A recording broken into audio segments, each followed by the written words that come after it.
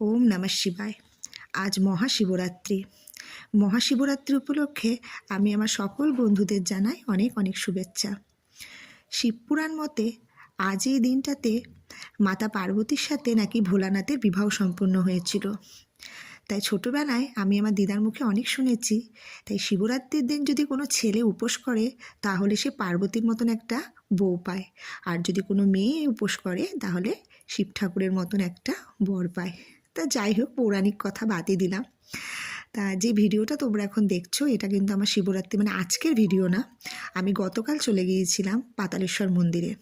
প্রথমে গিয়েছিলাম বিষ্ণুপুর মায়ের কাছে পুজো দিতে, সেখান থেকে আবার একটু বাবার দর্শনে গিয়েছিলাম।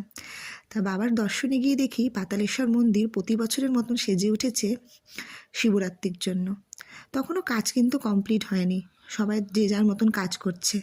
আর এত সুন্দর করে মন্দির সাজানো হয়েছে যে কি বলবো, প্রতি বছরই হয়, তবে এবার কিন্তু একটু আলাদা। মানে যেখানে ফাংশন হয় সেই জায়গাটা এবার চেঞ্জ হয়েছে। তা যাই হোক, মন্দিরটা দেখো কি সুন্দর সাজানো হয়েছে। তাই এবার তো ভোলানাথের দর্শন করতেই হয়। এই যে আমার ভোলানাথ, এই যে পাতালেশ্বর বাবা। তা মন্দিরে খুব একটা বেশি ভিড় ছিল না, কেন সেটা শনিবার ছিল। আর যেহেতু রবিবার পরের দিনই শিবরাত্রি পড়েছে, তাই জন্য হয়তো ভক্তদের ভিড়টা একটু কমই ছিল। তবে বাবার মন্দির তো আর ফাঁকা যায় না, তা সেরকমভাবে অত ভিড় না হলেও টুকটাক ভিড় ছিলই। তাই যে বাবার একটু দর্শন করে নিলাম। আর আমাদের তো ভোলানাথ ছাড়া চলেই না, তাই না? তাই তোমরা শিবরাত্রির উপোস কে কে করেছো?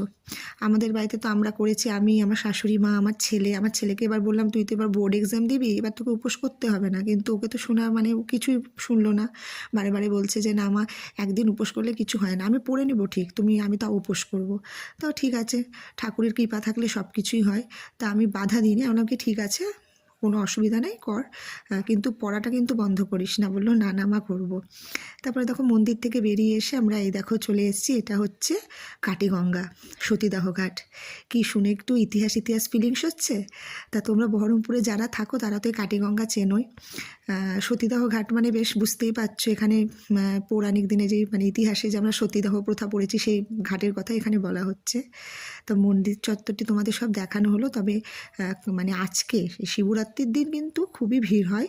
তা শিবরাত্রির দিন তো আর এবছর আর যেতে পারবো না, বাবুর পরীক্ষা 17 তারিখ থেকে। তাই আগে থেকেই সব কিছু দেখিয়ে দিলাম। আর এখানে কিন্তু মেলা হয়, 7 দিন থেকে 8 দিন মতন মেলা বসে। তা যারা যারা মেলা দেখো না তারা কিন্তু চলে এসো, মেলাটা কিন্তু খুবই ভালো হয়। আর বাইরে এসে যে আরেক ভোলানাথের দর্শন পেয়ে গেলাম। ব্যাস এইটুকুই ভিডিওটা থাকলো, এবার বাড়ির দিকে রওনা দেব। তা ভিডিওটা কেমন লাগলো অবশ্যই জানিও। টাটা, হর হর মহাদেব।